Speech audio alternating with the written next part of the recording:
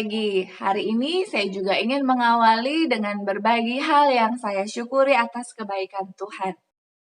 Kemarin sore saya harus berada di gereja pukul 4:30 karena ada rencana rapat panitia suatu pernikahan yang akan dilaksanakan 2 minggu ke depan, waktu yang cukup singkat. Karena waktu pertemuannya adalah waktu yang sangat sibuk di jalan raya, jadi akan ada banyak orang yang lalu lalang. Jadi dari rumah saya putuskan lebih baik saya pergi menggunakan motor.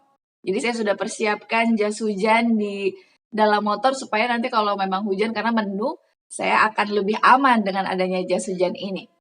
Puji Tuhan, Tuhan sertai sepanjang perjalanan hingga tiba di gereja dengan selamat. Rapat pun dimulai membahas setiap hal yang diperlukan karena memang waktunya cukup singkat. Sementara rapat terus berlangsung, saya tiba-tiba mendapatkan chatting via WhatsApp dari seorang ibu pendeta di Jakarta yang sering saya bekerja sama waktu kerja di Jakarta. Isi chatting WhatsApp-nya adalah, "Nes, kata Pak Pendeta, kamu kan belum divaksin, baru mau vaksin pertama. Kamu bisa datang ke MT Haryono, yaitu gedung kita yang ada di Jakarta, untuk vaksin pertama. Tapi untuk vaksin keduanya, kamu bisa cari di tempat lain karena memang jarak antara vaksin 1 dan vaksin 2 sekitar 1 bulan," kata Ibu Pendeta. Saya kaget, "Bu Pendeta, saya kan ada di Batam." Jadi saya pun balas, "Bu Pendeta terima kasih banyak, tapi sekarang Agnes ada di Batam." Lalu Bu Pendeta membalas, "Aduh Agnes, ternyata Bu Pendeta salah orang ya, maksudnya Pak Pendeta adalah si ini gitu. Tapi ternyata Mem keingetnya sama Agnes, jadi Mem chatting Agnes deh." Lalu saya bilang, "Gak apa-apa Mem, terima kasih banyak." Saya senang di mana Ibu Pendeta ini masih mengingat saya. Walaupun memang salah orang yang dimaksud, tapi Bu Pendeta masih memiliki nomor telepon saya dan menginformasikan kepada saya mengenai informasi vaksin ini. Meskipun sudah tidak bertemu sekitar 5 tahunan, tapi saya bersyukur saya masih diingat. Inilah hal yang saya syukuri. Mari kita terus bersyukur untuk kebaikan Tuhan. Kita mulailah dari hal-hal yang sederhana, yaitu hal-hal yang kecil. Mari kita lanjutkan bacaan renungan bagi kita hari ini di tanggal 9 Agustus dengan judul Anak-anak Allah oleh darah Kristus. Ayat intinya tertulis dalam Ibrani 10 ayat 19 dan 20.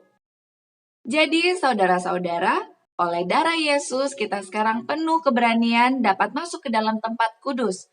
Karena ia telah membuka jalan yang baru dan yang hidup bagi kita melalui tabir, yaitu dirinya sendiri. Penjelasannya, Kristus dipakukan di kayu salib antara jam ketiga dan ke-6, yaitu antara jam 9 dan jam 12. Di sore hari ia mati. Ini adalah jam untuk korban sore hari. Kemudian tabir bait suci yang menyembunyikan kemuliaan Allah dari pandangan jemaat Israel terbelah dua dari atas ke bawah. Melalui Kristus, kemuliaan tersembunyi dari tempat yang maha suci harus dinyatakan. Dia telah menderita kematian bagi setiap orang, dan dengan persembahan ini, anak-anak manusia harus menjadi anak-anak Allah. Dengan wajah terbuka, melihat kemuliaan Tuhan seperti dalam sebuah cermin, orang-orang percaya dalam Kristus harus diubah menjadi serupa dengan gambar itu, dari kemuliaan kepada kemuliaan.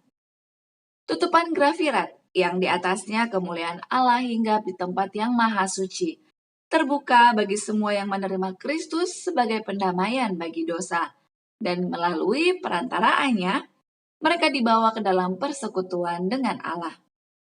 Tabir itu koyak, dinding pemisah dirubuhkan, surat utang dengan segala syaratnya dibatalkan.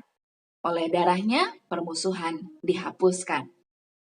Kisah sederhana tentang salib Kristus, penderitaan dan kematiannya bagi dunia, kebangkitan dan kenaikannya, pengantaraannya untuk orang-orang berdosa di hadapan Bapa, menundukkan dan menghancurkan hati yang keras dan berdosa, dan membawa orang berdosa kepada pertobatan.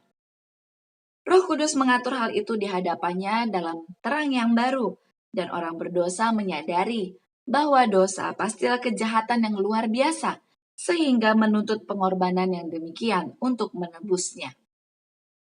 Betapa hebatnya dosa itu bahwa tidak ada obatnya selain kematian. Anak Allah dapat menyelamatkan manusia dari konsekuensi kesalahannya. Mengapa ini dilakukan bagi manusia? Itu karena Allah mengasihinya dan tidak mau ada yang binasa. Tetapi semua harus bertobat, percaya pada Yesus sebagai juru selamat pribadi, dan memiliki kehidupan yang kekal. Aplikasinya bagi kita hari ini, mari ketika Tuhan telah memperhatikan kita begitu luar biasa sampai memperhatikan agar kita dapat selamat dengan mengorbankan dirinya bagi kita, mari kita hari ini memperhatikan orang lain dengan membagikan hal-hal positif di media sosial kita.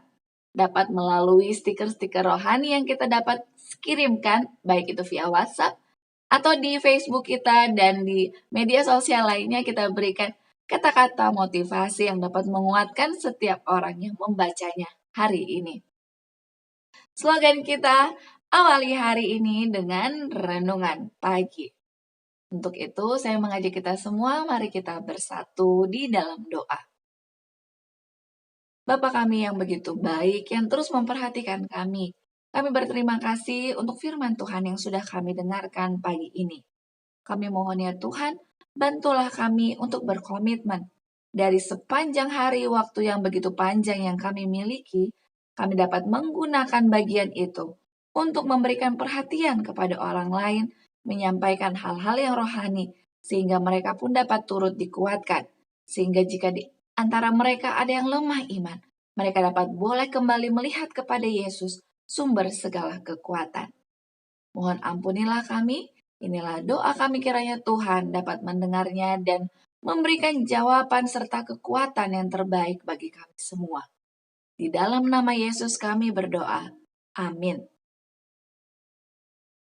Terima kasih banyak. Mari berjumpa kembali esok hari untuk kelanjutan renungan pagi kita. Dan jika ada di antara Anda yang ingin didoakan, mari Anda dapat menuliskan usulan doa Anda di kolom komentar di bawah ini. Sampai jumpa, Tuhan memberkati. Amin.